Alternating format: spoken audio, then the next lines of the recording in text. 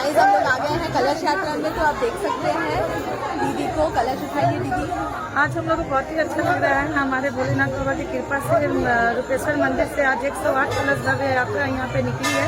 डंकी मंदिर से जल भराई हो रहा है, फिर यहाँ से निकलेंगे हम लोग रूपेश्वर मंदिर के लिए। हर हर महादेव। हर हर महादेव। शिव शिव शंकर हर हर शंकर जय जय शंकर दिगिरारा प्रिय तांडव शंकर प्रकट शुभंकर प्रलय भयंकर दिगिरारा शिव शिव शंकर